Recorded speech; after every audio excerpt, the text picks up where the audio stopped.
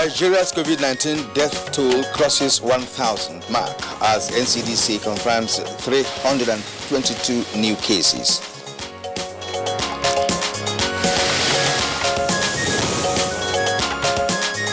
Chief of Army Staff challenges troops to sniff out remnants of Boko Haram insurgents. We are going to do more this time around. We should brace up for the final phase, and I expect you to get going. Is that clear?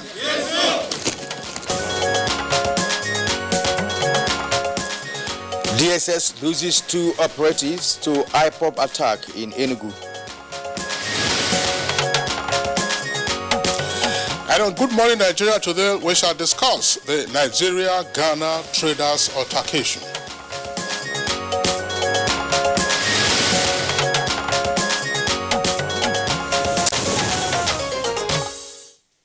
Now, a video went viral last week of a Nigerian trader in Tiptoe business area in Accra, Ghana, lamenting the forceful closure of his shop despite possessing basic requirements such as resident permit and other business permits duly registered with the Ghanaian authorities.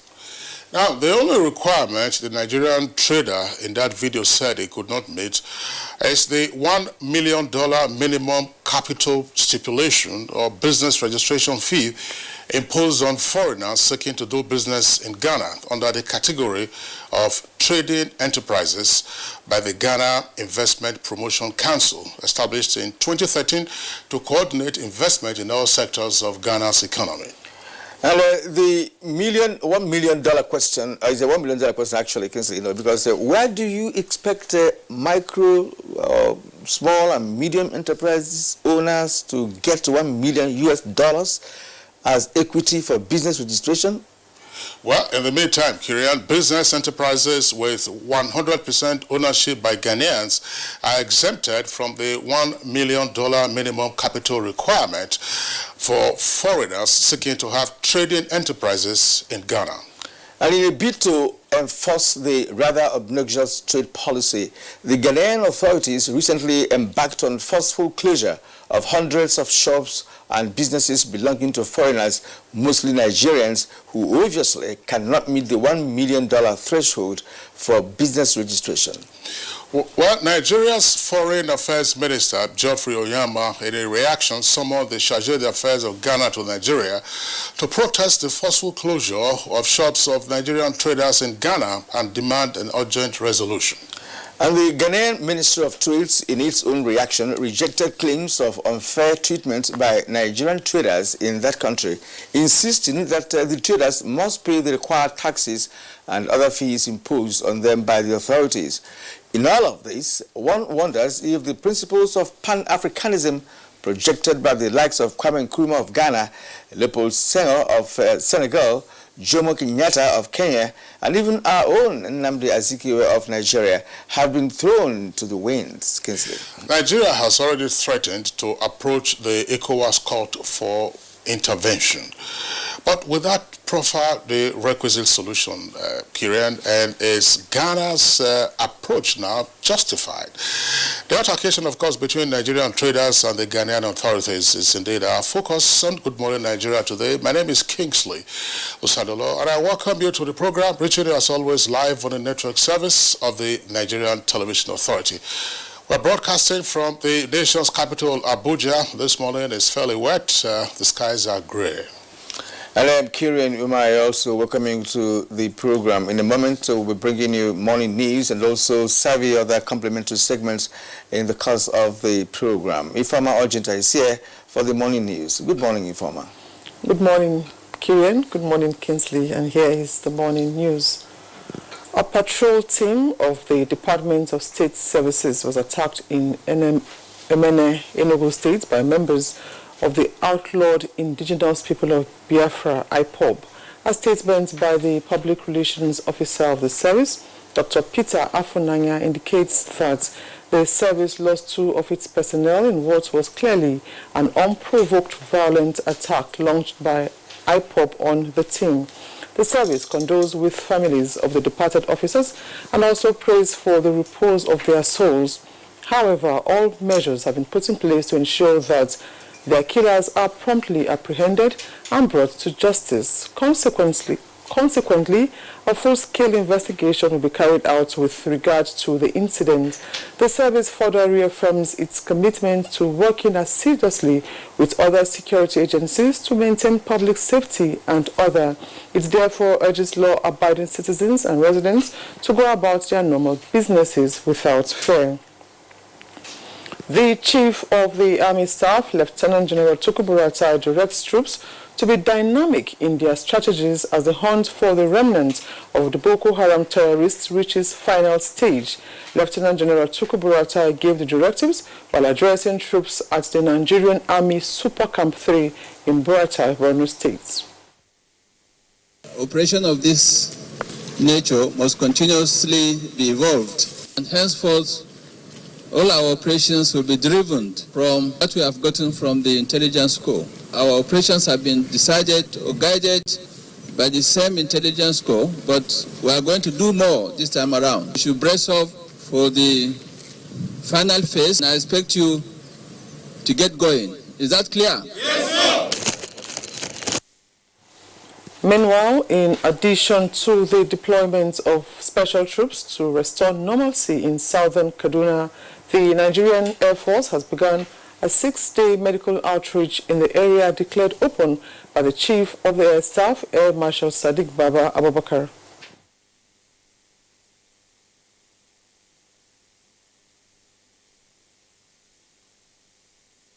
The Chief of the Air Staff, Air Marshal Sadiq Baba Abubakar, Distinguished Flying Star, felt that in his usual nature of being somebody who is very concerned about the plight of people, sent us here to bring out this medical outreach. And we are also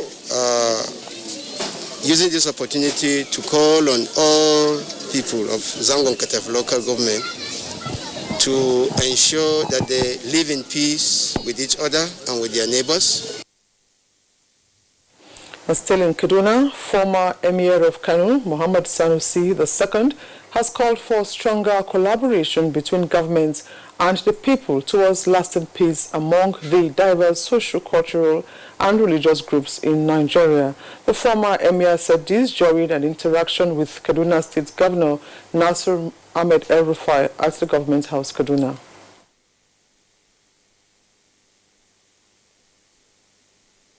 The case of the crisis in Kaduna, first of all, is something that predates this government. It's been on for a long time.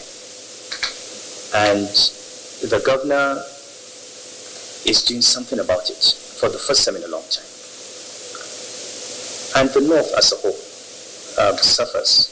United States is very lucky to have His Royal Highness as the Vice Chairman of its Investment Promotion Agency because of his wide global network, his integrity and reputation, which has been recognized both within Nigeria and abroad.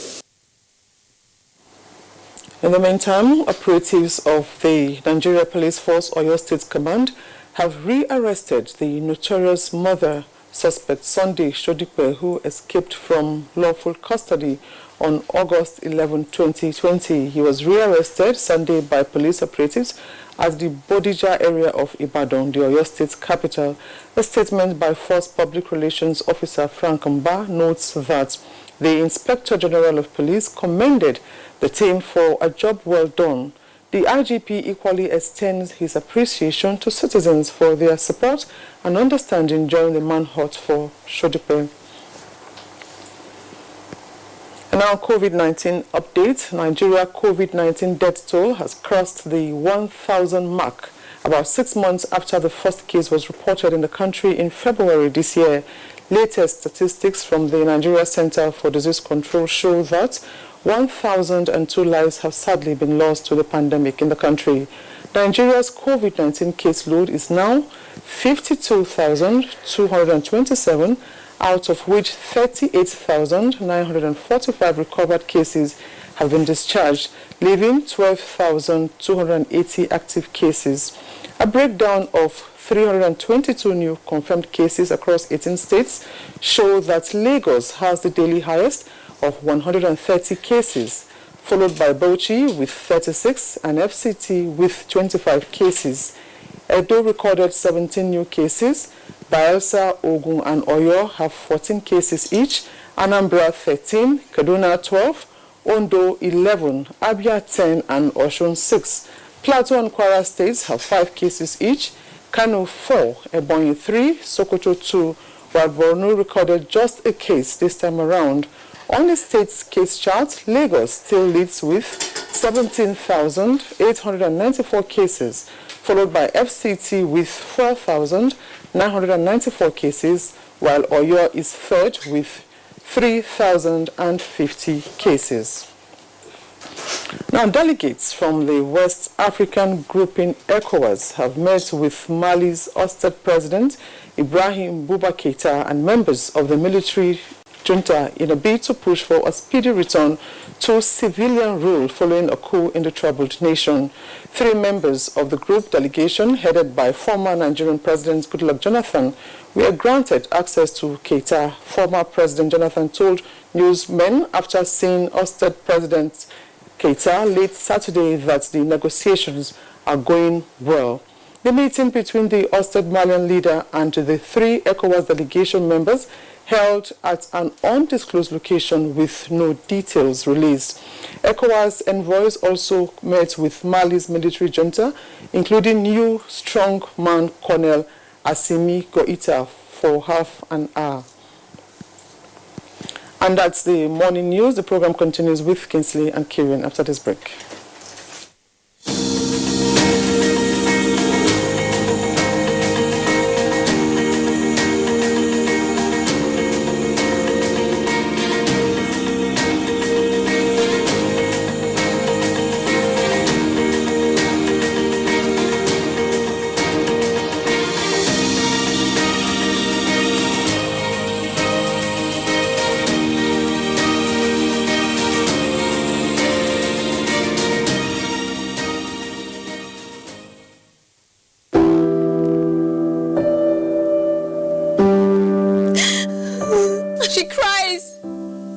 She cries in anguish and in pain.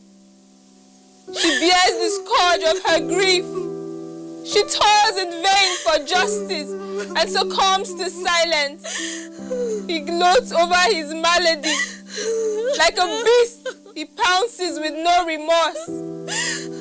Her cry means nothing. Her pain feeds her shame.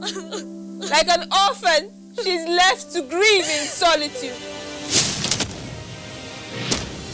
But no more will she cry in vain. Her adversaries will henceforth bear the brunt of their cruelty. Rape is evil.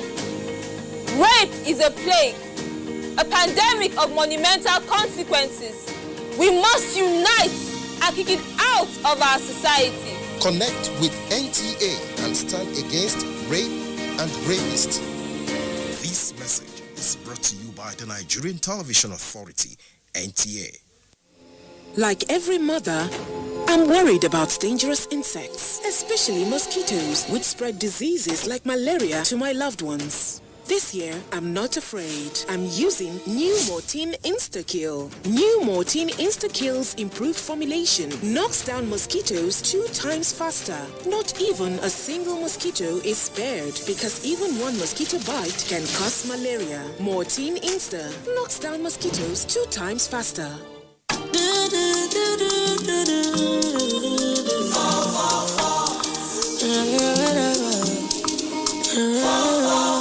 You fit to do anything with the number. Everything is in no long thing with 444. No, let's scatter your very plenty numbers.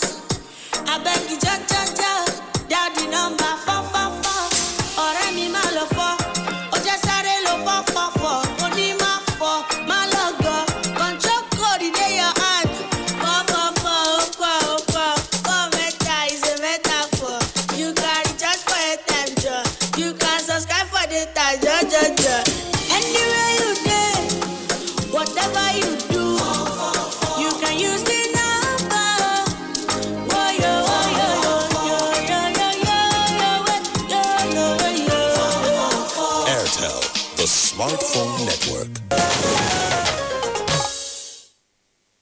You're watching Good Morning Nigeria on the network service of the Nigerian Television Authority. Coming up next is business news.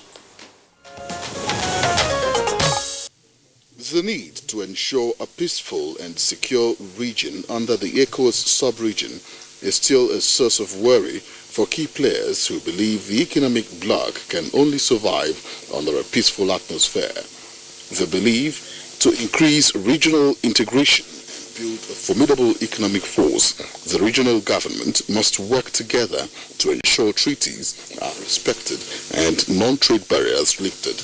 We shouldn't give room for member states to see themselves as a rivalry. Rather, we should work together and complement each other's effort. We'll be able to move the sub-region forward. That's the way I want to see ECOWAS region that can even surpass European Union. But as you know, one of the key agenda of ECOWAS is economic integration, and the most important aspect of this is interregional trade. And that is what ECOWAS is working on. The Vision 2050 is meant to address that, so that we can increase the percentage of inter-community trade amongst us. Meanwhile, the Securities and Exchange Commission (SEC) says it would strictly enforce rules and guide the operations of the capital market to restore investors' confidence. The Director General SEC, Lamido Yuguda, said this at the first Capital Market Committee meeting, which was attended virtually by over 240 stakeholders in the capital market. The meeting marked the first interaction between the newly inaugurated executive management team of the Commission and the capital market community. With business news, I'm Chimubi Walter Naji. Well, thank you indeed for that business package. And next on Good Morning Nigeria is a newspaper review.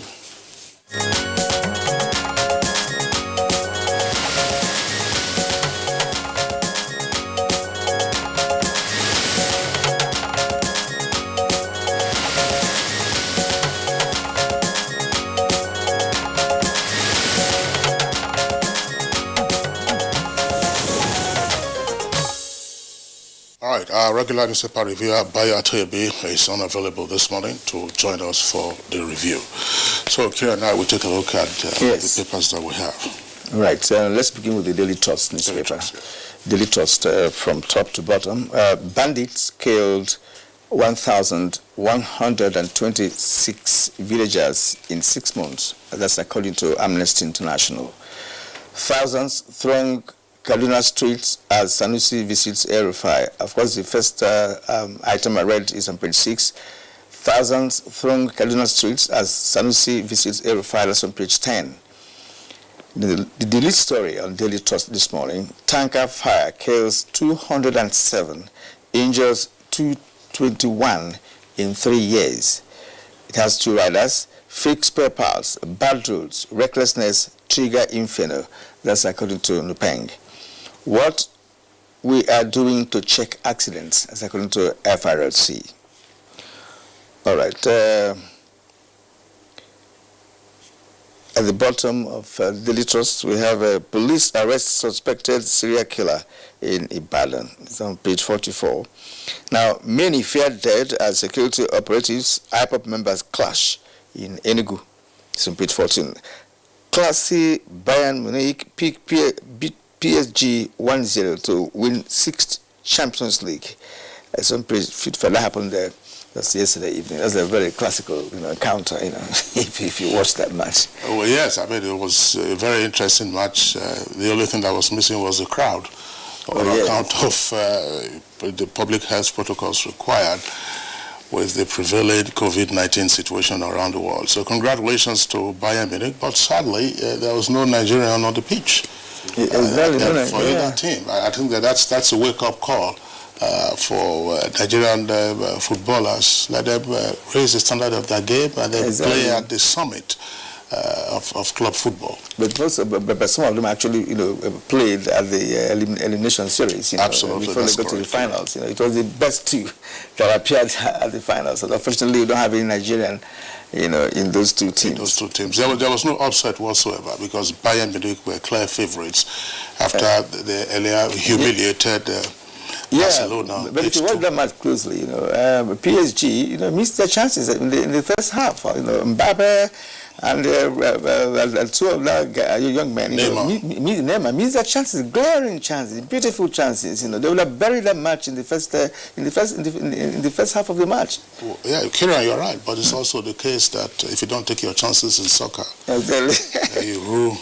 Let's take a look at the front page of the Daily Sun newspaper. There's an earpiece there. It says U.S. indicts Nigerian in $300 million sweepstakes fraud. Suspect risks 40 years jail term. That's page 5. On page 8, 14 million children out of school in Nigeria, says Obasanjo, that's former president. This story said, again, Nigeria descends on Nigerians, shuts businesses. With two riders, traders seek Buhari and ECOWAS intervention, and PDP senators kick. The second list story there below the photographs says, probe, Magu fights back, warns against indictment. That can be found on page 27. Police rearrest Oyo serial killer. Details of that you find on page 5. And two other headlines there, insecurity. We may lose all seats in 2023. APC stalwarts warn. That's page 6. And bloody Sunday in Enugu as police IPOB clash. We lost 21 members, 47 arrested. That's according to the pro-Biafra group. Only 4 killed, 5 in our custody, say police. Details can be found on page 27. Well, Kieran, incidentally, the lead story of the Daily Sun newspaper is the topic for our conversation this morning, which has to do with the continuing troubles that Nigerian traders and businesses are facing in Ghana. So we might as well leave that aspect for a conversation when we do have our guests. Probe Magu fights back, says once against indictment. The probe is on. It's been indicated that no report has been submitted, but indeed once the outcome of the probe is known, then there will be issues to deal with. Yes, I was also wondering why the warning, warning against indictment. So does it mean that he can be indicted or something? I didn't understand that. Certainly not. I mean, I think that is his lawyer who is speaking, warning against indictment. Perhaps the use of the word warn there is inappropriate. If you are under investigation and the panel returns a verdict of indictment, that is it. I mean, you don't control the panel. It's the panel that weighs the facts and evidence before it and then reaches its own conclusion. But as we said, we won't get into details of all of that. We just want. But the lead story from the Daily Sun, Daily Trust newspaper, Kieran, which you have, again, it's a topic that we have discussed. We have discussed on Good Morning Nigeria on a number of occasions, and why it persists is a major challenge. Now, are the stakeholders sufficiently engaged? Are the law enforcement agents also sufficiently engaged?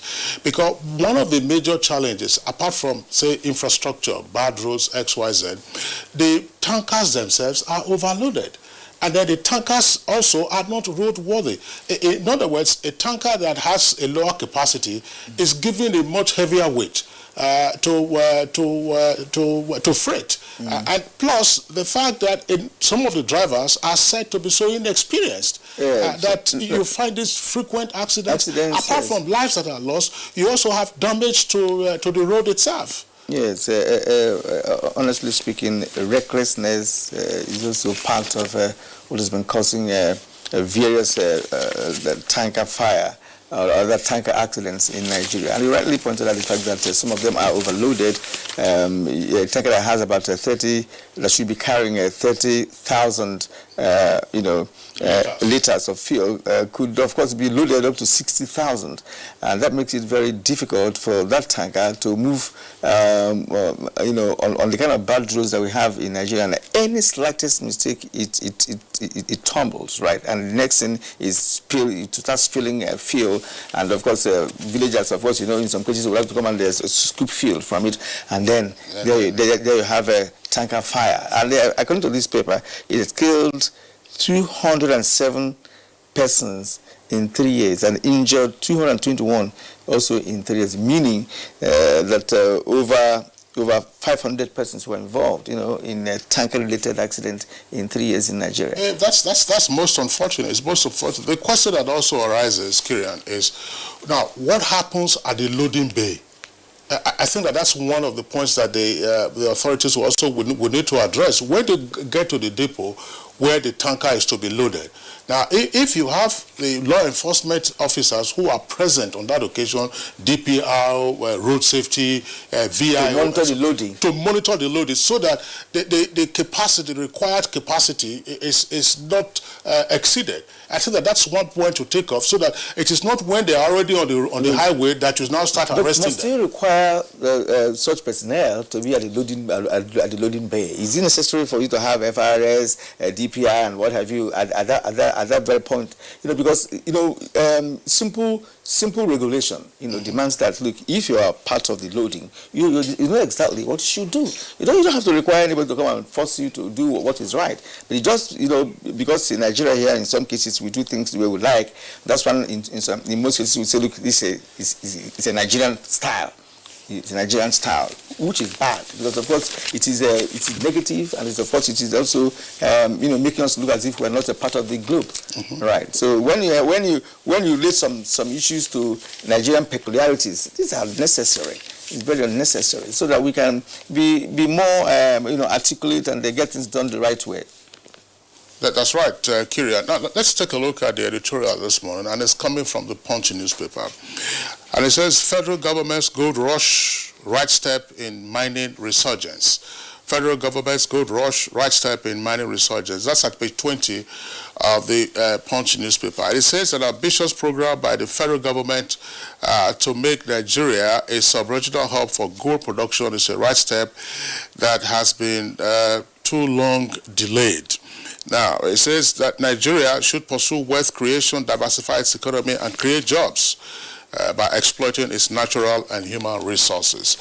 Now, the editorial also adds that success in transforming the solid mineral sector will depend on overcoming identified problems, chief of which are lack of infrastructure support, such as access roads, reliable electricity and rail services, policy uncertainty, poor legal framework, overlapping jurisdictions, taxation, and insecurity.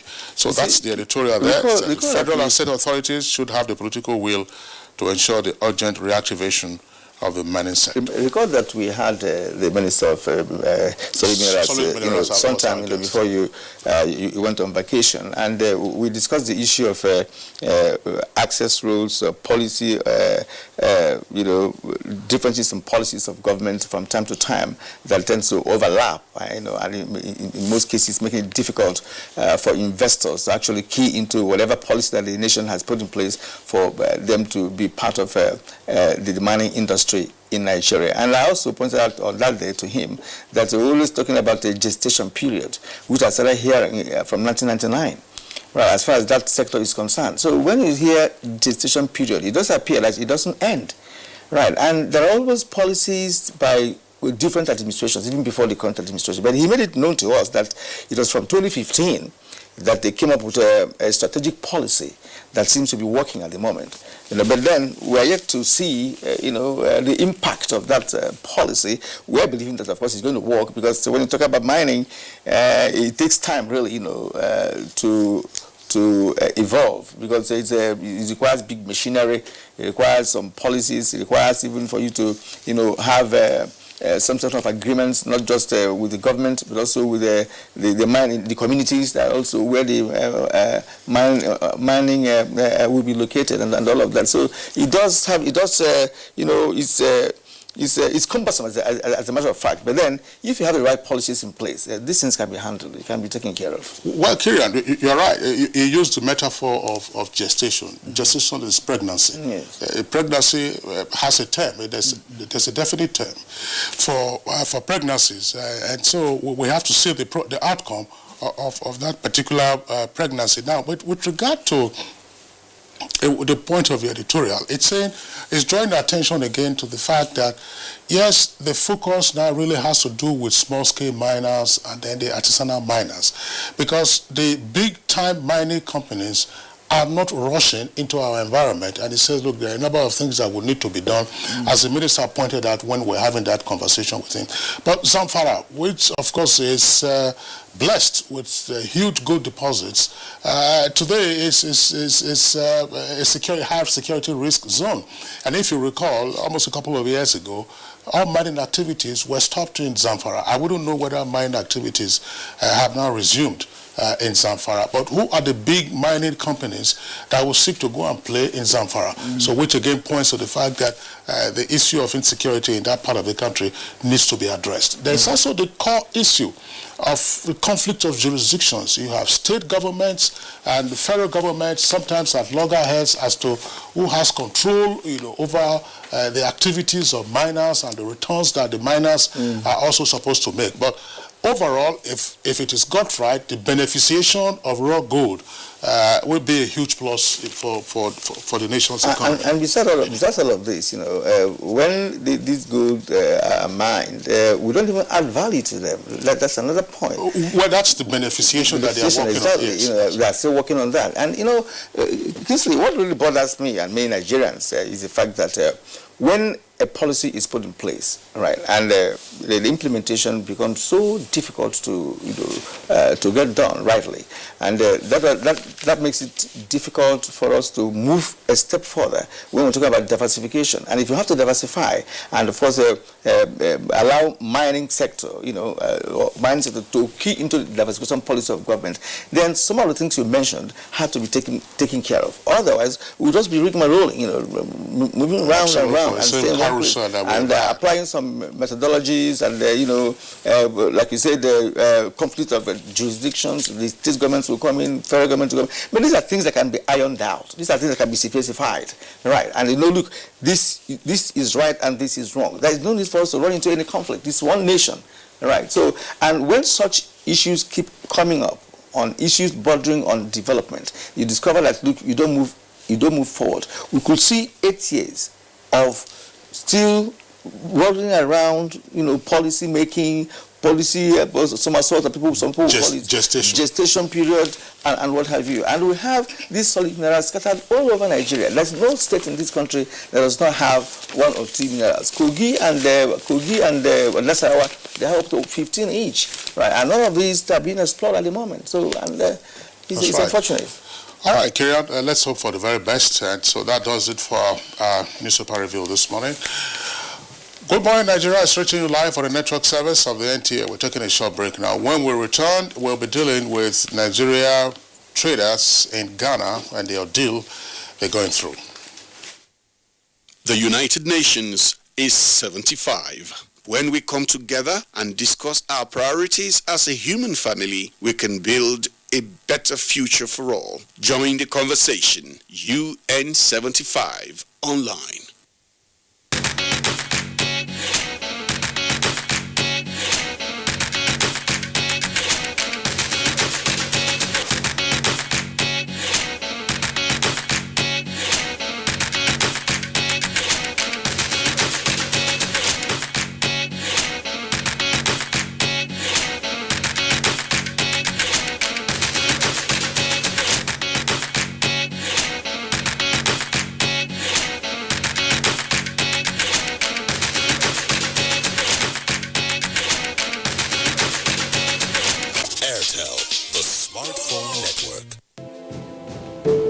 For over 70 years, we've protected our homes against germs together.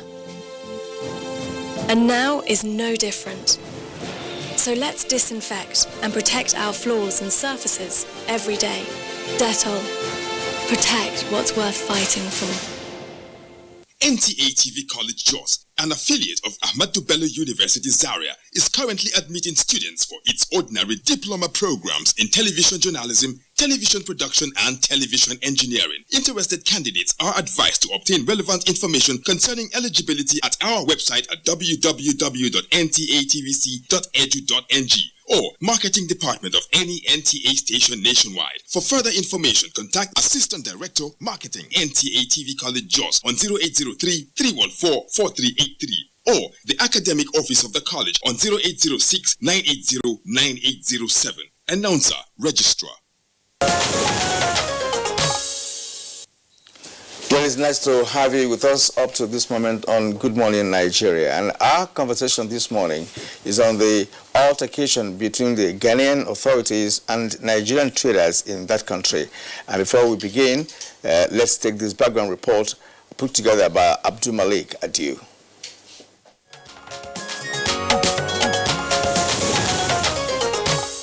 As you people can see at Accra Tiptoe Lane, we are here. This is my shop. So, and now they are still coming on to close the shop.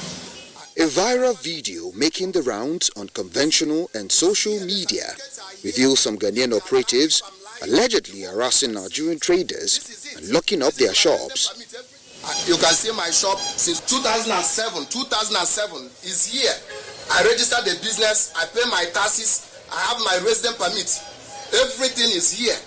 The Ministry of Trade in Ghana accused the Nigerian traders of failing to submit documents for verification to the regulatory agencies in compliance with Section 27 of the Ghanaian Investment Promotion Center GIPC Act 865, which stipulates that foreigners cannot engage in certain kind of business. These are MSMEs where Nigerian retailers are thrived and mostly engaged in Ghana, causing resentment and anger from Ghanaian nationals. The GIPC Act also stipulates further regulations as regards levy to be paid by foreigners. However, Nigerian traders describe the conditions for business registration as outrageous because they were only given 14-day ultimatum to submit the required document, which cost $1 million in cash or in equity. You said I should provide $1 million. Did you have $1 million? I have been registered. I have paid since 2007. This is evil. It is evil. The whole world can see.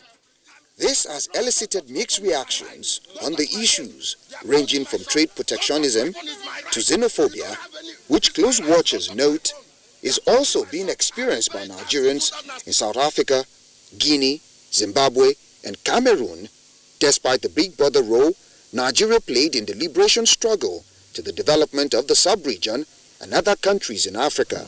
African life matter. Nigeria life matters here. In Ghana, why are you people doing this?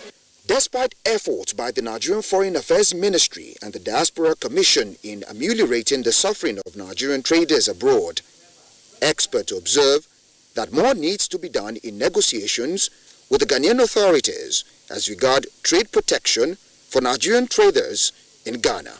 With Ghana as one of the founding members of Pan-Africanism, ascribed to the country's first president, Kwame Nkrumah, who stood for unity and regional integration of Africa. The question on everyone's lips is, has this vision been eroded decades after his demise? On Good Morning Nigeria, we shall probe further on what should be the response of Nigerians at this time and what other structural changes are being put in place by the Nigerian government on trade protection for Nigerian traders in Ghana, as we discuss the Ghana-Nigerian trade altercations.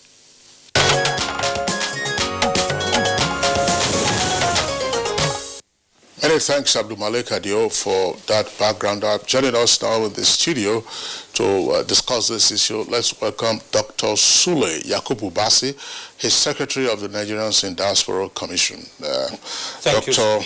Basi, pleasure to have you with us. Thank you very much. Also here with us in the Abuja studios, a familiar face on Good Morning Nigeria, Dr. Ken Ukoha, who is President, National Association of Nigerian Traders. Dr. Ukoha, delighted to have you with us. Thank you very much, Kinsley. Okay. And joining us via Skype from Ghana is Chukwuemeka Nnaji. Chukwuemeka Nnaji is the President, Nigerian Traders in Ghana. Good morning and welcome to the program. Thank you and good morning, Nigerians. It's important we inform you that the Ghana High Commission and the ECOWAS Commission declined our invitation to appear on this program. All right, Kieran, let's begin the conversation with Mr. Chukwuemeka Nnaji, who is with us via Skype from Ghana. Mr. Nnaji, what is the latest with regard to the ordeal of Nigerian traders in the hands of the Ghanaian authorities? Thank you very much. Good morning, Mr. Kinsley. As we speak now, the authorities are still moving to other regions to assess our documents and give time for regularization, and hopefully maybe come back to close it because, as we have said, difficult to raise this $1 million, and we really don't have it actually. Though we have registered our businesses with Register General called CAC Nigeria, and we are paying all the taxes. This issue of $1 million has been there for a long time, and any time we raise objection, the Ghanaian government will say that West African nationals will not be affected with that. That is just for their foreign policy. It's this time alone that they will be able to stand on their feet and say, yes, even whether you come from our neighboring country, you will be subjected to comply. And we are waiting for more closure because they continued until Friday, and they're now moving to another region. Okay, still with you, Chukwemeka. Are there some of your members who operate illegally in Ghana, or maybe some who have shortchanged the government by way of not paying taxes or other levies, as the case may be? I'm asking this question because one wonders what actually prompted the Ghanaian authorities to do what they're doing. This has lasted for years now. For our union, the qualification is that you must have a business and you have been a trader. You have to register with Ghanaian authority. Most of people, because of migrations, have a lot of tactics. Many people may go there, they may not have enough, because registering of the business is not really cheap. You are registering with 0.5% of 1 million, which is $5,000, and this money goes straight to the pocket of the government, not as if it's going elsewhere. So many people may decide to marry Ghanaians and also register with their wife's name. All those things are there, but issue of if our members, no. Our members, it doesn't qualify if you don't have registration of business in Ghana, because we actually make sure that all our members registered. So anybody who did not register, we don't speak for such person. All right. Let us into exactly what the content of this regulation is. I mean, we keep hearing that foreign business owners are required to have a minimum, either in cash or in equity, of $1 million. And this is said to be coming from the Ghana Investment Promotion Council. Now, is this requirement for all kinds of investors or stipulated solely for traders? For instance, if you were going to set up a factory in Ghana, would you be required to have in equity $1 million? If you're going to be an MSME trader, just typical of what some of our people do, is that what you're asking you to also have $1 million? It's an omnibus requirement. If you are setting up a factory, I think its own capital base is different. And other things, like we have foreign registration procedure. The trade will cost $1 million, that is 0.5%. But if you are registering for services, it's required $500,000. And if you in a service and you engage Ghanaian partner, it will come down to $200. But if you are doing solely business trading, or what they call retail trading, even if you engage 20 Ghanaians or you partner with 40 Ghanaians, you still have to provide the 1 million. That is how it goes. Okay. What actually, in your opinion, is the grounds of Ghanaians against Nigerians and other foreign nationals? I ask this question because we have had a good relationship with Ghana over the years, and some of you have lived in Ghana for so many years, but all of a sudden we started hearing about all these regulations and what have you, and it does appear that is only meted mostly on Nigerians. And again, what is the relationship between Nigerian traders and the so-called shop owners in Ghana? We have a very cordial relationship. I think the problem we have is a few individuals who use that as a business. Because, of course, you should know that if we don't have good relationship with Ghanaian shop owners, how can we sell our things? Because most of the things that we bring in, mainly those Nigerian traders import goods and, of course, from Nigeria and China and every other places. So we depend on the locals actually to market it to the retailers, because you don't know who or how to do that. It may be because of language barrier or other things that may factor in it. However, these individuals that are agitating are just few of them that have the maybe power to connect with the government people. I call them their politicians or the traders. So even most of them are not even strong in trading activities, but they go around, agitating, this kind of thing. Everything is business in Africa. So that is how it is. They came up, not really much problem that I can say we have with any of them. But like joke, they wanted to try their law. And at the point the government will support us, this time is the only time that we see that the government is really not supporting us at this time. Most of the time is when they close it, because they use institutions that regularize us for some time, and you get to a point after 2018, the Gota itself now muster courage to go and buy keys and put on our shops. And anytime they put it, we will try to do anything. Sometimes the police will come and help us to open those shops. And sometimes it takes time, like the Kumasi incident take 3 months. The one at the Circle, it took about 8 good months. And it was Gupta that bought the key and locked those shops. But when we went to the police, they could not help us immediately. And that is how it is until July when they open it. And for them to close it just last 2 weeks. So you cannot just point at anything apart from the politicians. The trade politicians, not really the real politicians, the trade politicians that discussing this problem. All right, Mr. Nigel, just pop this last question to you before we bring in our guests here with us in the Abuja studios. Are other nationals also affected by this policy? And if so, what has been their reaction?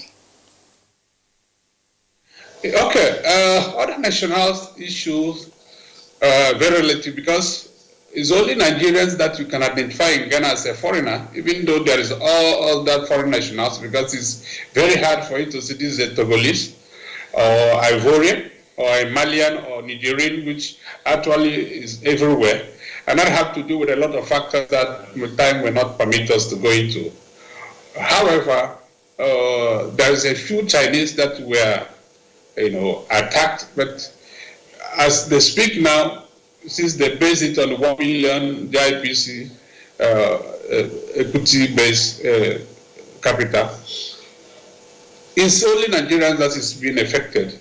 And then they went to Chinese shop, few of them they locked it, but just for public display, their target were Nigerians actually. Question, is very apt, because it's not just Nigerians that are living in Ghana. There are other African nationals who are resident in Ghana who have also resided in Ghana for several decades. Yet, when this issue of regulation comes on, Nigeria has always been the target. And that brings us to the next question, which of course I'll put to Dr. Ukoha here. You have listened to Chukwuemeka Nnaji. Has Ghana violated ECOWAS trade treaty or policy because of this, the current situation the Nigerians are facing in that country? Okay, thank you very much. First, let me thank NTA again for bringing this on the table. I think this is the 4th time I've been on this platform over the same subject matter.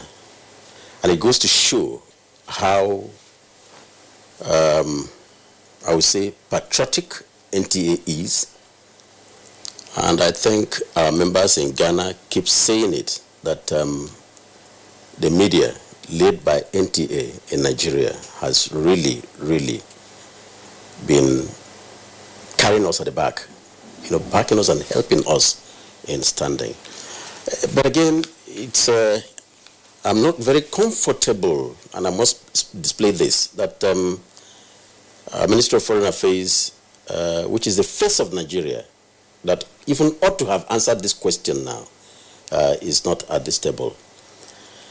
Again, noting, and I want to put this very clear to the world, the footnote that both the Ghanaian High Commission in Nigeria and the absence of ECOWAS here, even when they were informed, speaks volume.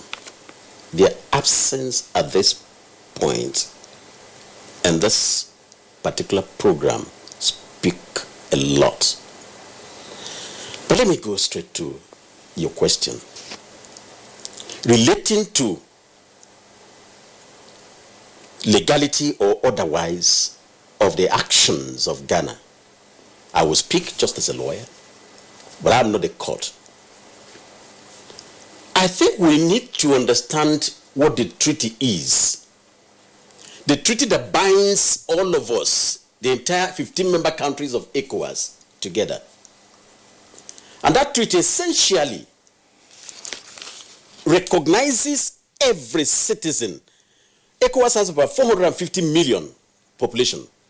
And therefore, every citizen is recognized as a community citizen. Not a Nigerian, not a Ghanaian, not a Senegalese, not a Malian, not an Ivorian, but a community citizen. And that's why if you have your international passport, when you take your international passport, the first cover there shows you what? ECOWAS emblem. That means that you are an ECOWAS citizen. It's only when you open the first page that you will now see the particular country in ECOWAS that you come from. That legally shows where you belong.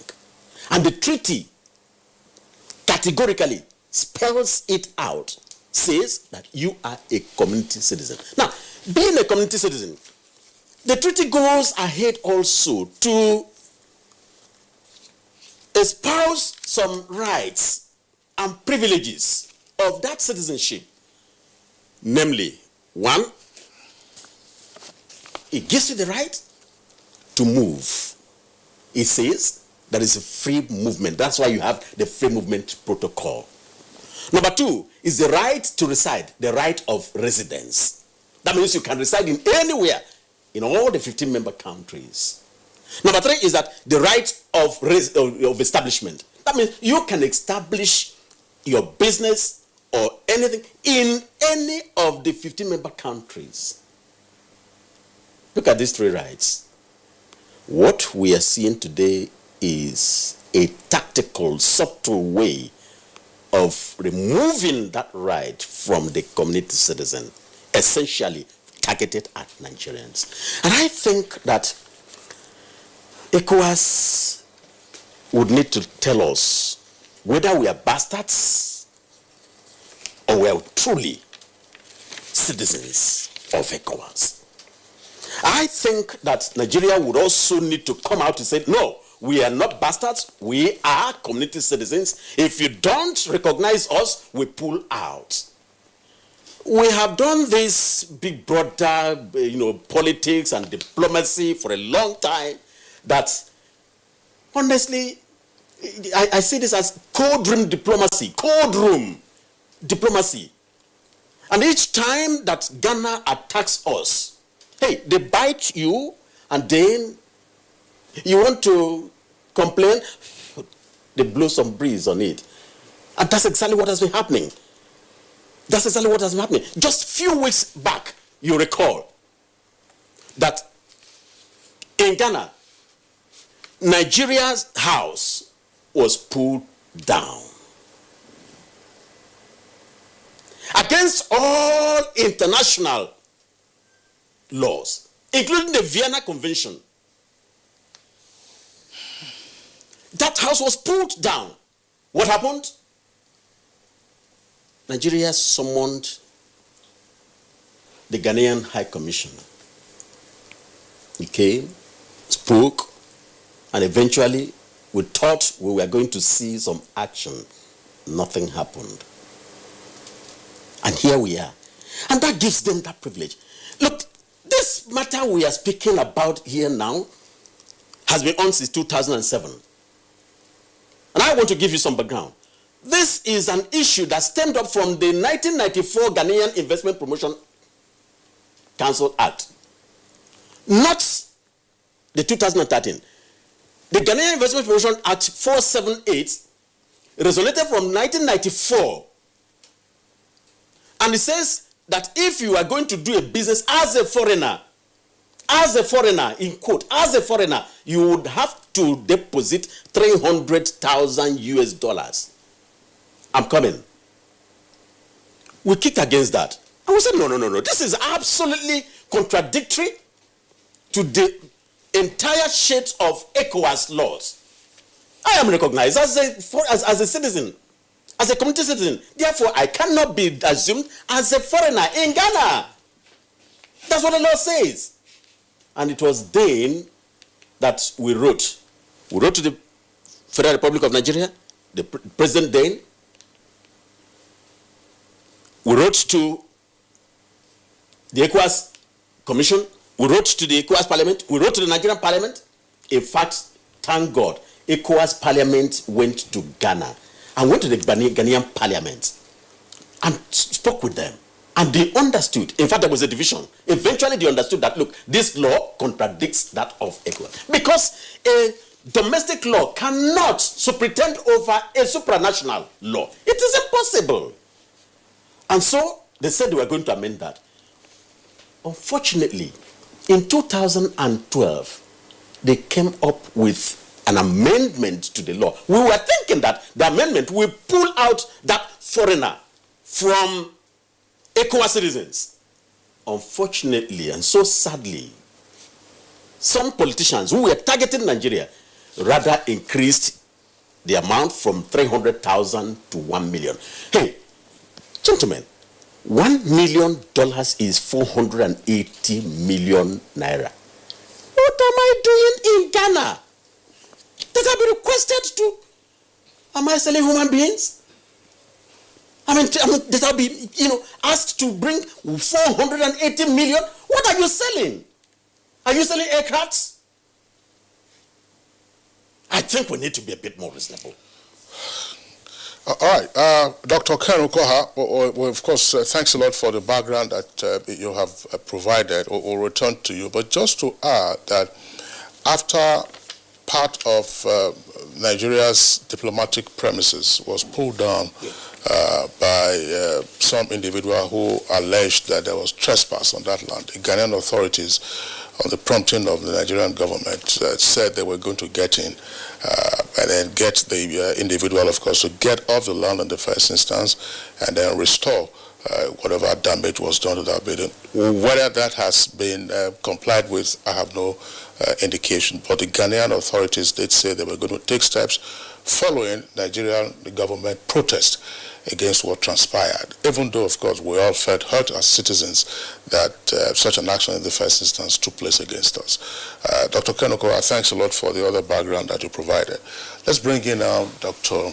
Sule Yakubu Basi, Secretary of Nigerians in Diaspora Commission.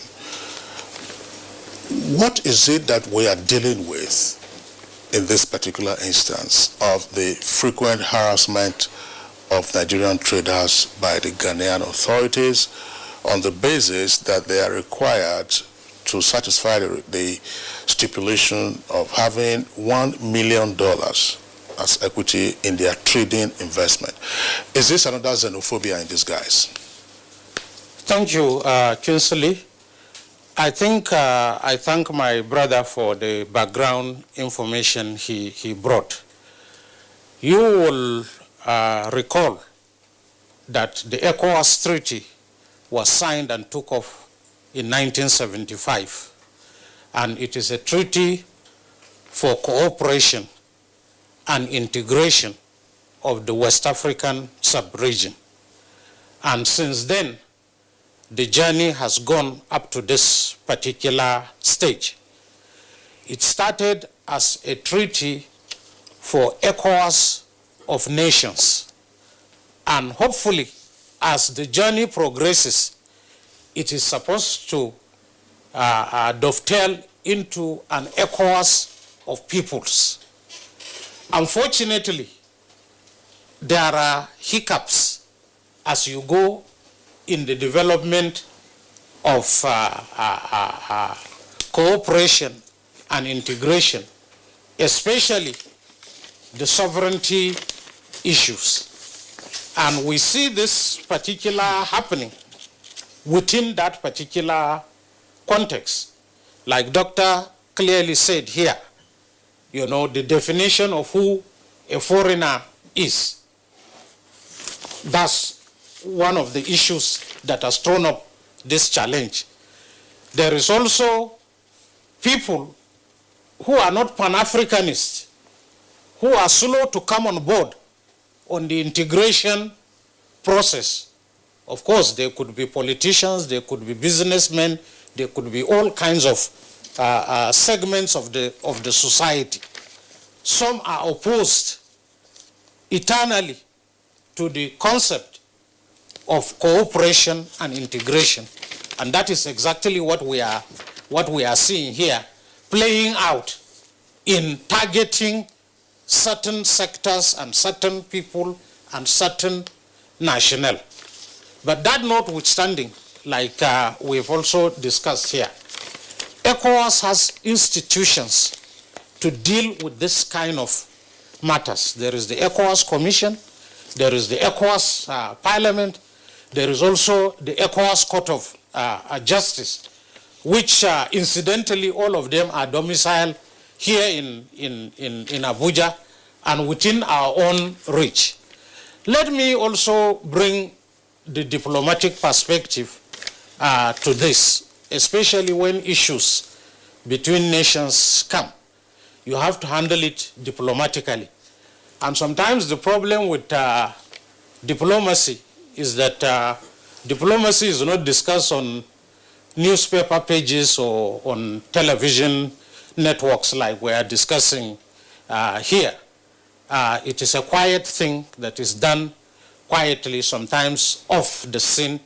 You only see the outcome. So I can understand the frustration of my brother. But that notwithstanding, in this particular matter, it has come up 3 times over the past 1 year.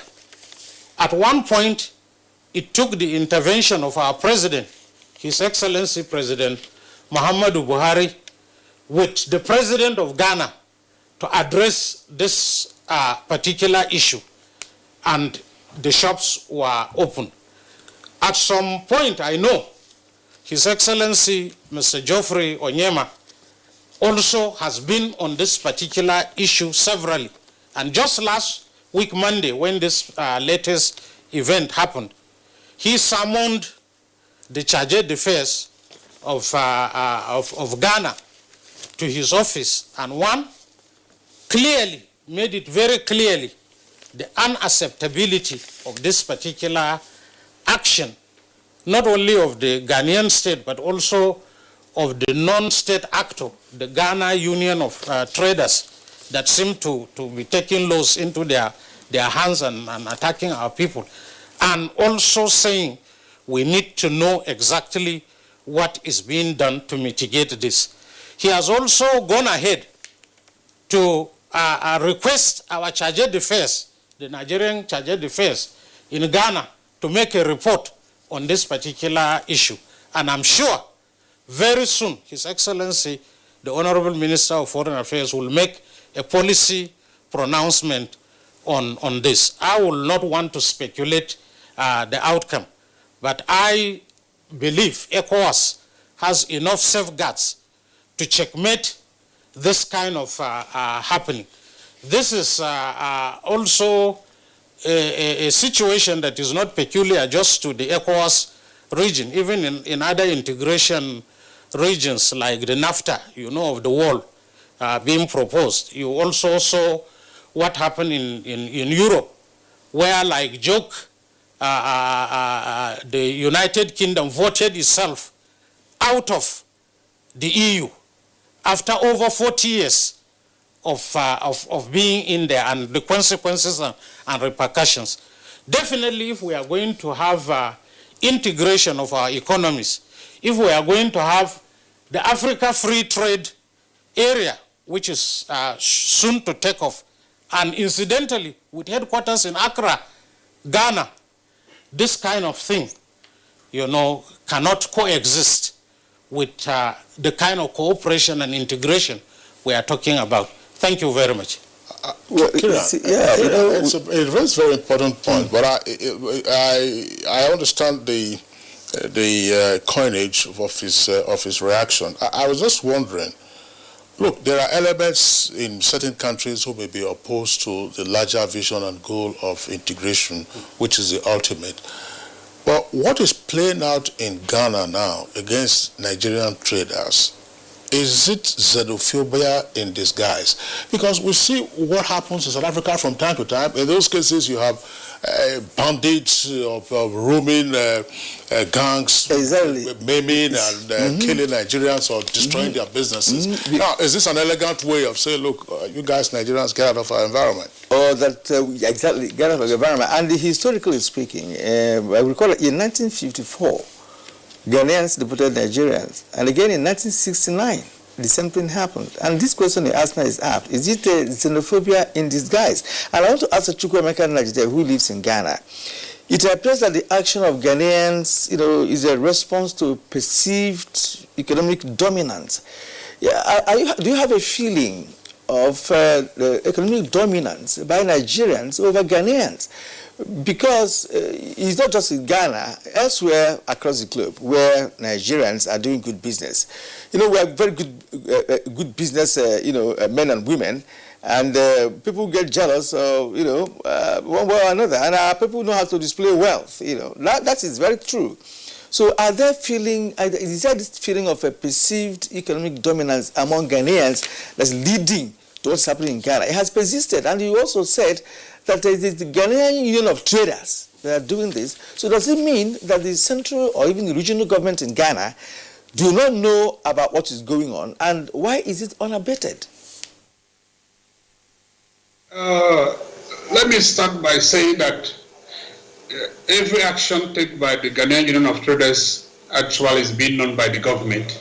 They can decide to put a blind eye on it because they always have meetings together with the Minister of Trade.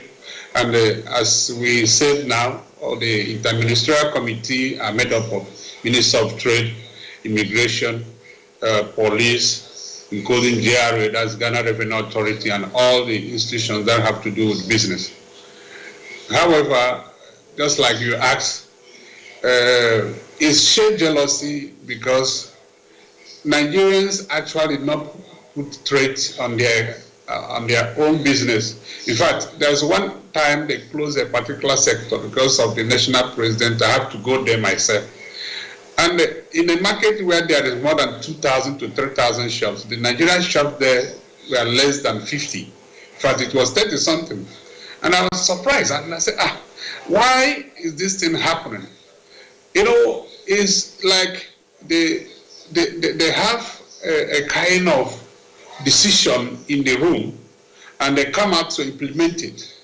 Because like where I am, where was affected on 10th of August, we're less than 100 of a place that can have over 4,000 shops, if I may say. So I don't see that to be a issue here, because even though we assume that Nigerians are more when it comes to population in Africa or West Africa, most of our people are not really, because Ghana have a very small market. Anybody who is doing well in Lagos or anywhere in Nigeria would not like to move to Accra, because you can imagine market target is less than maybe 20 million. So that's not the case at all. For me, I think it's just some individuals who have determined on themselves that they should get rid or get back to Nigerians out of bitterness of heart. And sometimes it becomes a political something, and when you go to the house, you see some people talking for Nigeria and others against Nigeria. So it's always there. Even if it's 2 or 3 people that are against, the impact is now becoming much because it's a political year and the government's hands is tied. And this is a promise they made that they are going to remove all the foreigners in their market. Unfortunately, I don't know whether the government is aware that the foreigners in the market of Ghanaians is Nigerians or not. So these have been this back and forth for these years. So we are not much, I know we are good when it comes to business, but I think one of the things that grow business is competition. And if we compete among ourselves, I think they will still do well. Because it's most of the people who sells our product, I don't think they really know that, but it's a problem of some individual. Mr. Naji, I still with you. Yes, this problem has been recurring over the years as outlined by Dr. Ken Okoha here with us in the Abuja studios. And as you have indicated, it's an election year, so there is heightened desire, maybe by politicians, to use that as a political point.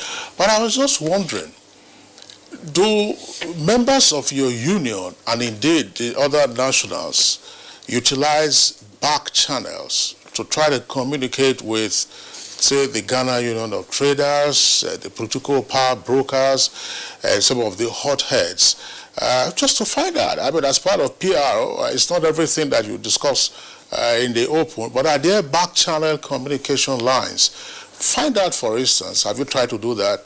How are we irritating you Ghanaians? If we are, how are we irritating you? What would you like to see us do? Or you want to see us jump into the Atlantic Ocean? Yes, there have been kind of, such arrangement. Nigerian Union of Traders here, we try to put this in a very smooth way to make sure we stay. And immediately we took over the power. What I do is to make sure that we create a situation where individuals in a particular area should have their own executive so that they can easily tackle their major problems. And that was a very good idea. And some areas, you can see that, like in Greater Accra, we have about what we call 10 sectors. Those sectors are people that are trading in a particular area. And I made them to make sure you communicate, being a community citizen, making sure that you don't have unnecessary tension between you and the host. And it's working in some areas. But there's areas that they did not really give, a fair land, and there's no opportunity to communicate. But if you come to the federal constituency, maybe to the government and the national of Guta, we have written to them, they never reply. But I think the people on that national executive, a different group of people. As we speak, there's a lot of executives that are normal call when it's issues, but whatever we discuss, they never implement it. So it's very difficult.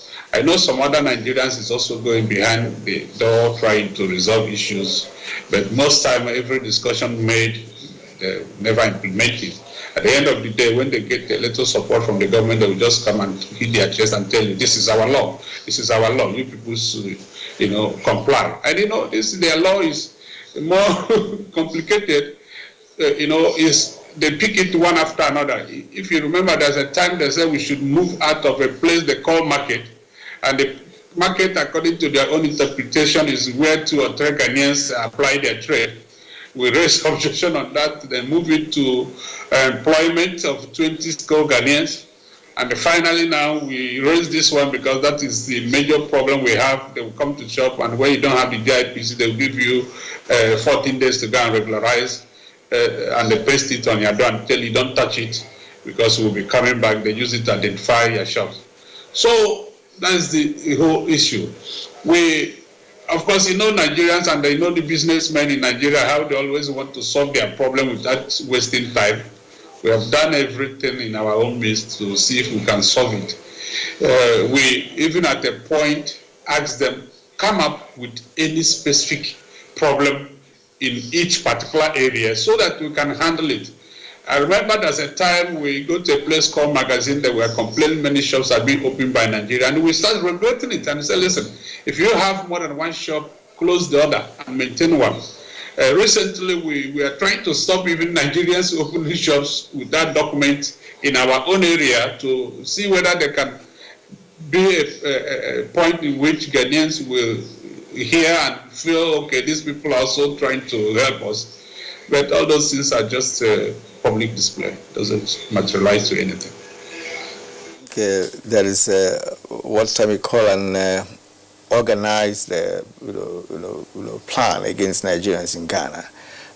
Because what you just asked him is whether they use back channels, which is very effective in most countries. Use back channel, talk to the powers that be, and table major issues that could help resolve the ones that the ones that are playing out. But having an exhausted sort, according to what he explained, some of them they don't even give you the channel in the first place for you to utilize. So it means that this is something that have worked out on their own as a nation to deal with Nigeria with the way they're dealing with Nigeria at the moment. And Dr. Ukoha, Nigeria has threatened to go to the ECOWAS court. To what extent can the ECOWAS court intervene in this? Are you looking at it as a good move on the Nigerian side? Because as it were, I'm not sure Nigeria has an answer to the yawning questions in Ghana as far as our traders there are concerned. Or do we have to now rely on, or rather ask our traders to leave Ghana, or what do we do? I think that if you ask me, Nigeria has played cool for long. And I can tell you that heaven and earth can bear witness at this point that Nigeria has really tried as a people, as a government. And of course, when Kingsley asked the question on whether this is a covert way by, government using traders, Ghanaian traders, to act, of course this is very clear. I'm sure during the background report by Adu, you discover that the people there were Ghanaian policemen, Ghanaian immigration, all in uniform. And the person that spoke after the Nigerian spoke, the person that was reacting, was the PRO of the Ministry of Trade and Industry. Very clear. So that tells you tacitly that this is government working. Let me ask you, apart from the $1 million required by the GIPC Act, you also have $120 for ID card. $120. You know how much it is? 2.4 million naira. Is it $120,000? Check your math again. Is it $120? $120 for ID card. You have your business 0.5% of the $1 million. It gives you that amount, which is 120. Now, you see what happens. You also have non-Ghanaian ID card, which is given to these people. And ECOWAS see all of these things as discriminatory practices. Let's move a bit from trade. There are some Nigerian children who are schooling in Ghana. Go and ask their parents. They pay in dollars. Ghanaians pay in naira. Even when Nigerians who have been living in Ghana, who are married in Ghana, they are subjected to pay also in dollars. How can ECOWAS court intervene? Nigeria wants to go to ECOWAS court. I'm coming to this. You see, the point is this. We need to explore all means. And of course, the treaty permits a country that is vexed to go and seek interpretation. And I think Nigeria ought to have done this for a long time. Beyond this, there are other steps that we ought to have. After all, when we discovered of late that Benin Republic and Niger Republic were being used as conduit pipe to destroy Nigeria's economy, what did Nigeria do? Nigeria stood up to help ECOWAS laws to stand. Nigeria stood up to close the borders. And in closing the borders, all these countries now stood up. ECOWAS now rose up also to defend their own law. I think Nigeria as a country, our own country, you have slept so much. Wake up. Yeah, well, Dr. Kenehua, thanks. Dr. Bassi, you earlier enumerated a number of ECOWAS institutions that Nigeria could take advantage of, which is just the point that Dr. Kenehua is making. Yeah. But he makes it very strongly by saying that we appear to be sitting on our rights. Thank you very much. I think, Kingsley, time has come now with this particular issue. On other issues, it has been resolved using those channels. This particular issue, this is recurring for the second or third time within the past 1 year. And like I said, the government has taken it upon itself to act on it. I don't want to preempt what will happen, but definitely Nigeria is aware of its own right and is going to enforce it. Like you rightly pointed out, when somebody went and destroyed our building in the mission, Nigeria took it up, and of course it was resolved. It's being resolved. It's being resolved. Yes, it's being resolved. The structure has not been rebuilt. Has it been rebuilt? It's being resolved. Yeah, it's being resolved. Let me also put it this way here, and like you also made reference to it in your introduction, Kingsley. Nigeria and Ghana have come a very long way, and if there are issues like this, I am optimistic that it will be resolved. I pray that it is resolved yesterday than today, but definitely Nigeria has come a very long way. Like he rightly pointed out, there are millions of Ghanaians of Nigerian descent. There are also millions of Nigerians, Ghanaians of Nigerian descent. And if you look at it in the ECOWAS sub-region, Nigeria and Ghana make up close to 75% of the GDP of the ECOWAS region. And definitely, I'm sure, this issue, it has come, it's time for resolving it. And when you talk about resolving, yes, how will it be resolved? Because the Ghanaian government is not playing ball. So what do you expect the Nigerian government to do? Like I said, we have the ECOWAS institutions here. There is the ECOWAS Commission. There is also the ECOWAS Parliament. And we have Nigerians. I've asked the Kenehua had this question about the ECOWAS court. Yeah. From what he said, what he told me, I'm not sure we can rely on ECOWAS court in this matter now, the way it is. Well, we can. We can. But the point is, I think, Kirian, and gentlemen, I think, Kirian, what is being said here is, look, the ECOWAS court does not act suo motu to take on a case. In other words, the ECOWAS court will not be foraging for issues. There is a conflict between country A and country B. Say, all right, so let's now, what then is the role of ECOWAS court? No, if you cannot you have to. Nigeria. You have to file your case. Right. Exactly. That's why I said that. But in this case, we appear, I wouldn't know whether any petition has been filed by the Nigerian government.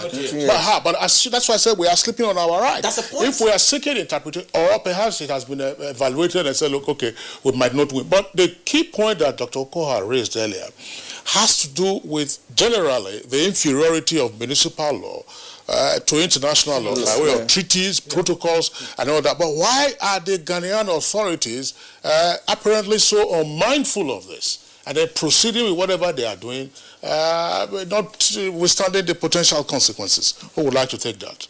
No, I think it's very clear. First, because we have not acted. I am sure you remember that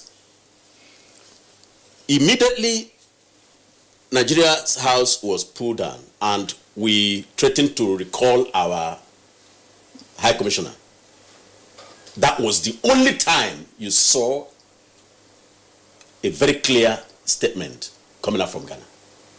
Let's get this thing right. I also want to look at what happened in South Africa.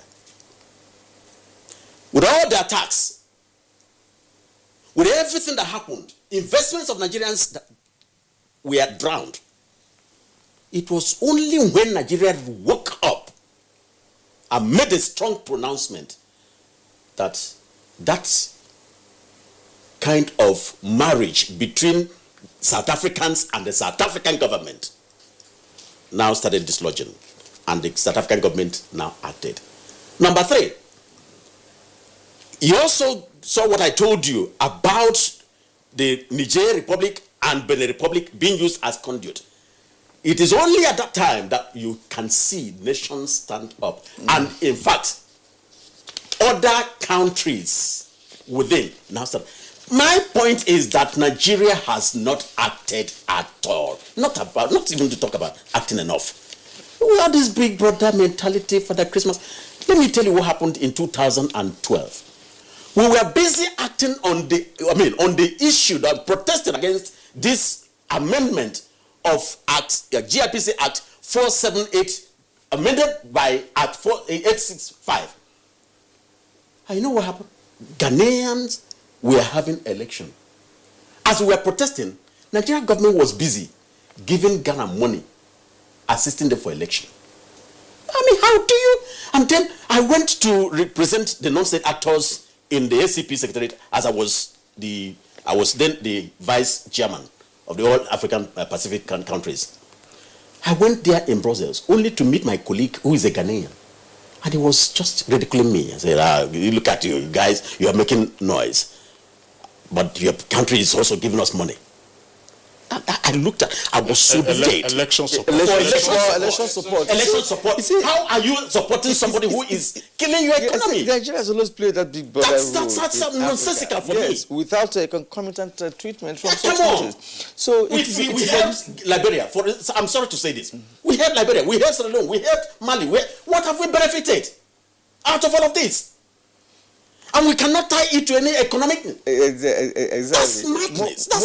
We need to stand up. Western nations that engage in such always attack some economic. And moreover, there is reciprocity.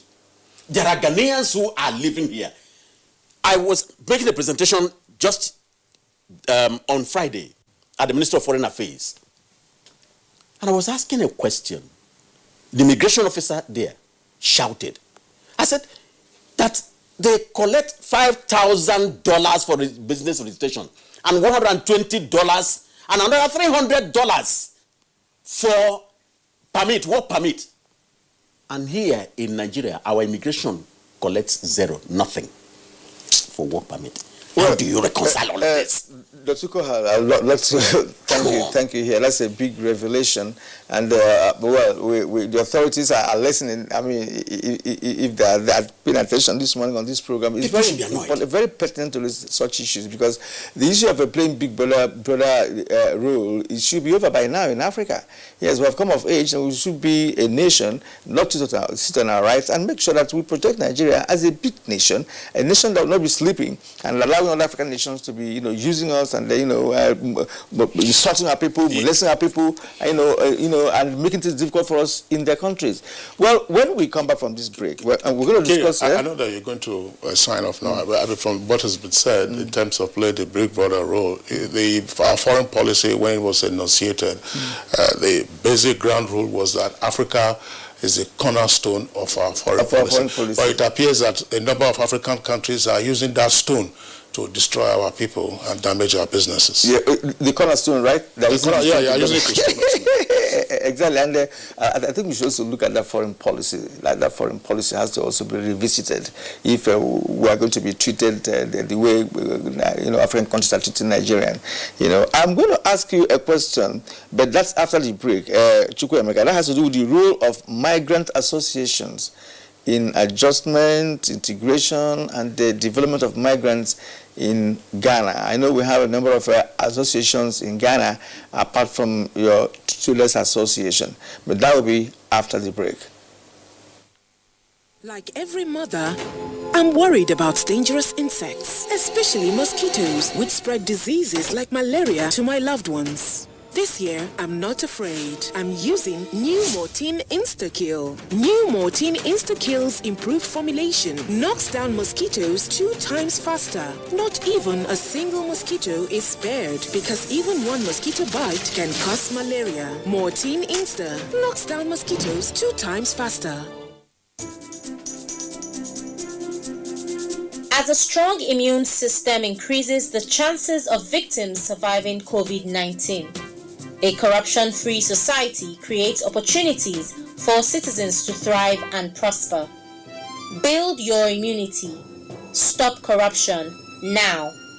Report all acts of corruption to ICPC on this toll-free number 0800 2255 4272. This message is brought to you by ICPC and NTA.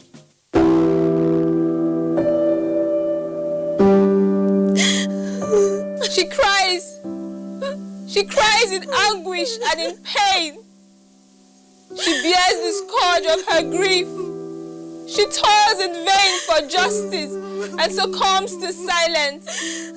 He gloats over his malady. Like a beast, he pounces with no remorse.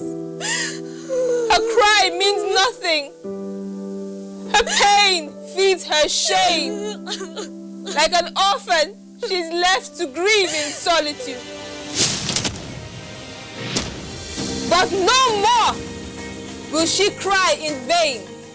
Her adversaries will henceforth bear the brunt of their cruelty. Rape is evil. Rape is a plague, a pandemic of monumental consequences. We must unite and kick it out of our society. Connect with NTA and stand against rape and rapists. This message is brought to you by the Nigerian Television Authority, NTA. All right, you're welcome back. We'll go back to Ghana, where we have Chukwuemeka Nnaji, the president of Nigerian Traders in Ghana.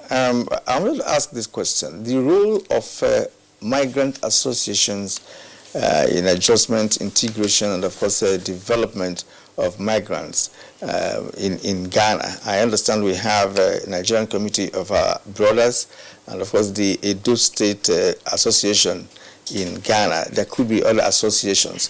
Kingsley earlier asked you whether you have the provision of a back channel through which you communicate to people in government. We had your answers. In this connection, what should be the role of these associations? Could they be effective, in trying to present your case in a manner that will make governments to listen and, of course, make life easier for you and your members? Thank you, sir. The trade union is one of the unions that are actually stable because, I can say, because of economic empowerment. And other association, this is the first time we have come together more than ever because they really now sees that the sins or the crime they are putting on us, we did not really committed. So the all Nigeria community, the press conference we had at the Nigerian Embassy was actually championed by all Nigeria community. And they now invited us to join them to make that release. And that is the beauty of the whole thing. All the association is trying to, protect their citizens, if I use the word, like almost all the states that have numbers here, they have their own association, but that is mainly reduced to that particular state. Or even, we have, I think, four of the geographical association. That is, we have the Arewa, we have the Oduduwa, that is Yoruba, we have the South, and we have the Igbo community as well. All those things are there trying to sensitize Nigerians to behave well and protect their interests. You know, living in Ghana is a very difficult one, even though everybody must thought that is the simplest place to live.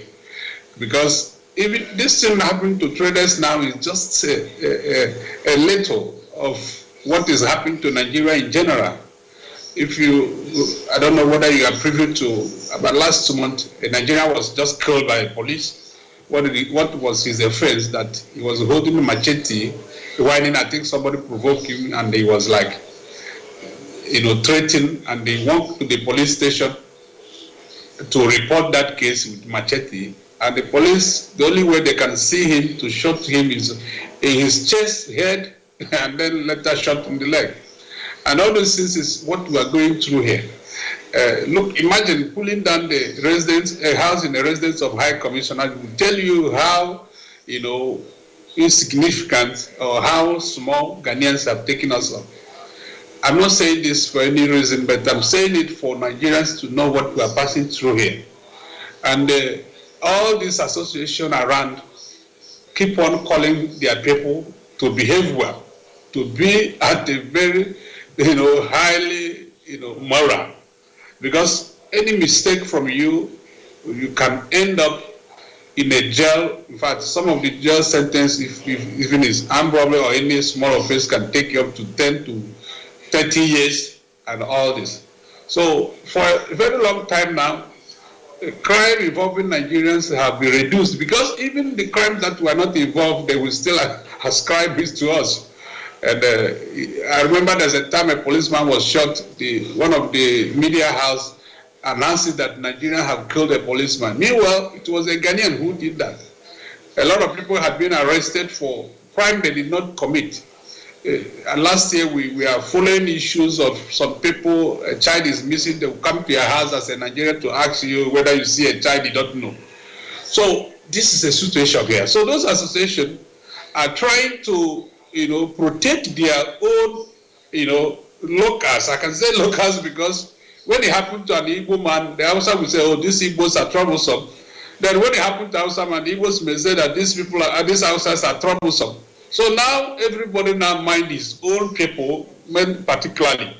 But when it comes to business, you know, business is cut across, even though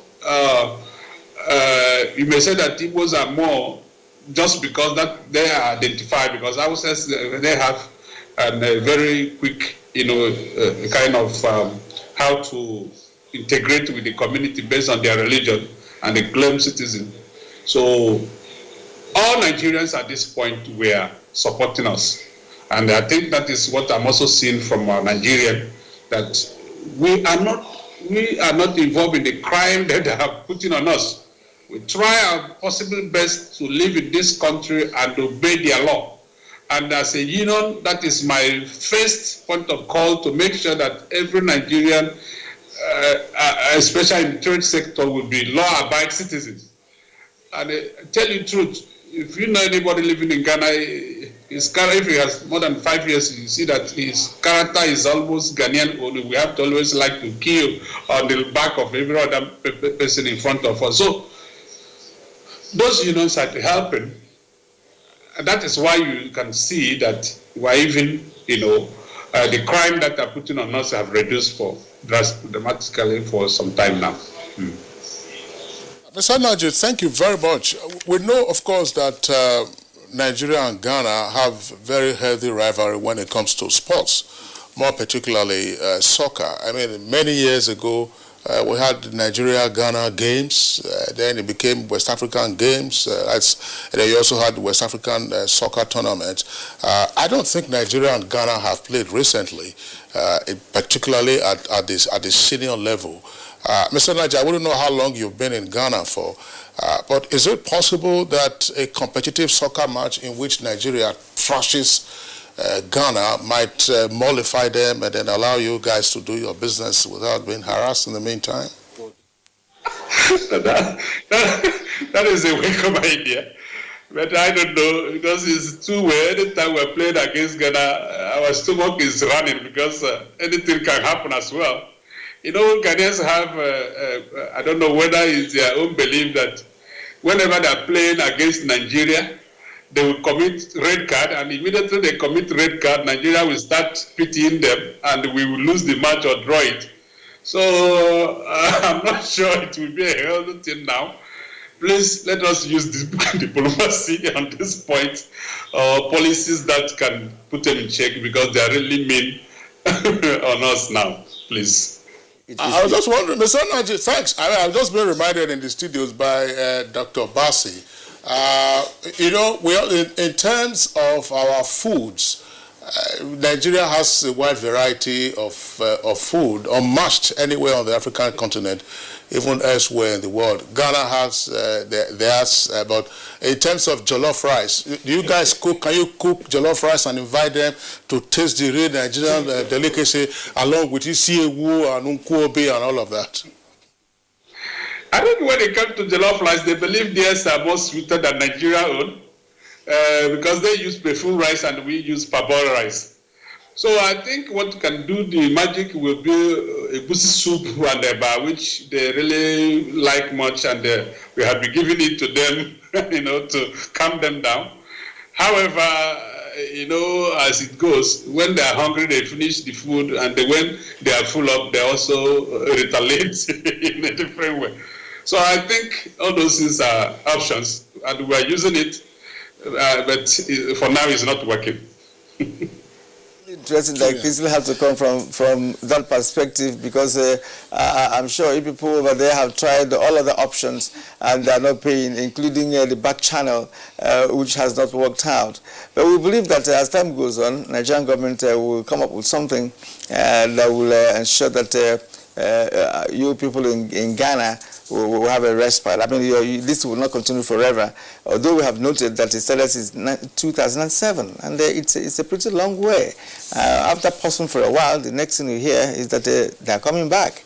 Right, so, well, God will protect you people there. Just continue as you're doing, obey the laws and regulations. The one you can't afford to obey, let the Nigerian government know, especially the issue of $1 million. That's a huge sum for a lock-up shop, you know, to pay, you know, to stay in business. I'm not sure that is realistic. Thank you. We're back here. Dr. Koha, you were itching to say something, you know. My question would have been, what should the Nigerian government be doing now? What should be the direction? What should be the perspective we should take this to? Because this is becoming too much for Nigeria as a nation, coming from Ghana since 2007. There should be an action, an efficacious action that should bring this anomaly to a stop. Thank you very much. Let me comment the perspectives from where you guys came from, the funny part to, you know, the lighter mood part. The okra, the gusi and jollof rice, you know. So, and I'm so happy. I will have Nigerian grown rice exactly. And I'm also very happy that my man Chukwemeka has also informed you that none of these things have worked. They have been doing all of these things, including football, but it never worked. So I think it takes us back to the drawing table, and that drawing table should be, one, what is the role of ECOWAS in all of these things? This is a supranational entity holding this supranational law. Will you always be sitting at the back? Wouldn't you call the entities together? When it happened, when Nigeria took up and closed the borders, ECOWAS stood up. I'm a member of the ECOWAS, heads of states task force on trade, and they asked us to mediate, and we went to the 3 countries, and then we brought them together. And in fact, other countries that were not directly involved also came up to say, look, our goods are also coming, and we're stopped at the border. In fact, Ghana was one of the countries that complained bitterly.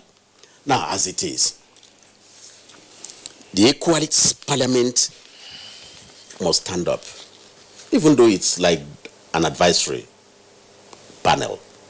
It has to rise up. The issue of going to ECOWAS Court of Justice as our regional court must come.